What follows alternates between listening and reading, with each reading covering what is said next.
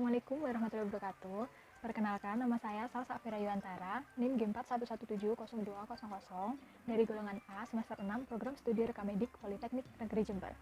Di sini, saya memenuhi tugas mandiri mata kuliah Kesehatan dan Keselamatan Kerja atau yang biasa disingkat dengan K3. Nah, di dalam video ini saya akan menjelaskan kecelakaan kerja yang ada di unit rekamedis itu seperti apa saja. Jadi ditonton sampai akhir ya, jangan di skip, oke? Nah, sebelum kita masuk ke intinya, saya akan mengulas sedikit materi tentang apa sih kecelakaan kerja itu. Nah, di sini menurut Permenaker nomor 3 tahun 1998, kecelakaan kerja adalah suatu kejadian yang tidak dikehendaki dan tidak diduga semula yang dapat menimbulkan korban manusia dan atau harta benda. Jadi kecelakaan itu merupakan peristiwa atau kejadian yang tidak pernah kita duga-duga sebelumnya, yang bukan kehendak kita, yang mengakibatkan kerugian jiwa bagi diri kita sendiri ataupun bagi orang lain. Seperti itu. Nah, jenis kecelakaan kerja menurut Sumakmur tahun 1981 itu dibagi menjadi 3.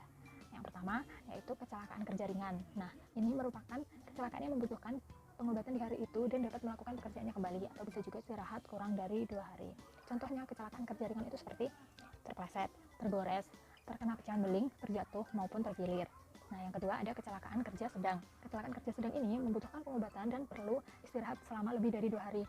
Contohnya yaitu seperti terjepit, luka sampai robek, ataupun luka bakar. Yang terakhir yaitu adalah kecelakaan kerja berat, kecelakaan yang sampai mengalami amputasi maupun kegagalan fungsi tubuh.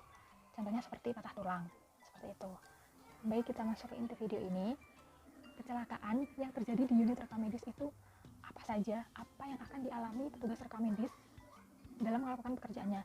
Pertama-tama saya akan bahas di ruang filing. Nah, yang belum tahu, ruang filing itu adalah ruang penyimpanan berkas rekamedis pasien. Jadi semua berkas rekamedis pasien itu disimpan di dalam ruang filing yang biasanya ditata di dalam rak gitu.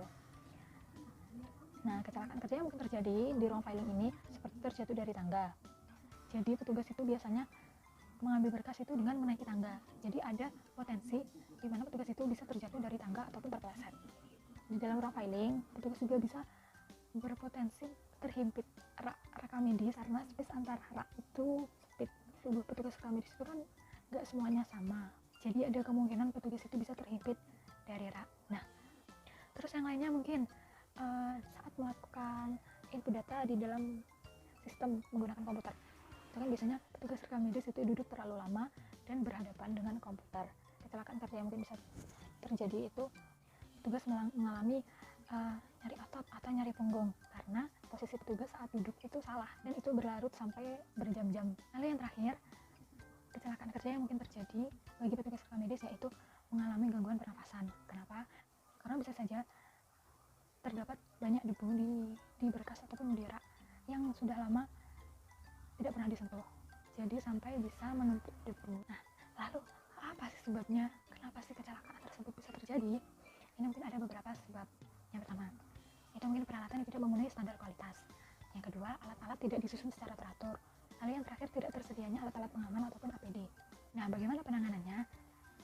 Mungkin pihak rumah sakit bisa membuatkan SOP tersendiri khusus di unit rekamedis, dan peraturan keselamatan harus terpampang dengan jelas di setiap bagian penyimpanan. Lalu juga harus tersedianya tangga anti tergelincir agar petugas rekamedis tetap aman saat mengambil berkas. Lalu harus memisahkan rak penyimpanan ataupun menata ulang rak, atau pembuatan kembali rak sesuai dengan tubuh atau kondisi petugas rekamedis, dan space atau jarak antara itu juga harus diperhitungkan sesuai tubuh petugasnya itu sendiri. Lalu harus tersedianya rak-rak penyimpanan yang dapat diangkat dengan mudah atau rak-rak beroda. Lalu yang terakhir, perlu diperhatikan lagi pencegahan debu dan pencegahan bahaya kebakaran yang mungkin saja terjadi di ruangan tersebut. Nah, baik, sekian pemaparan dari saya tentang kecelakaan kerja yang bisa saja terjadi di unit rekamedis ataupun yang dapat menimpa petugas rekamedis. Jadi hal kecil apapun itu harus diperhatikan untuk menjaga keselamatan kita sendiri maupun orang lain. Sekian dari saya. Jika ada salah kata, saya mohon maaf. Jika ada yang kurang, saya mohon maaf karena saya di sini juga masih belajar. Sekian, wassalamualaikum warahmatullahi wabarakatuh.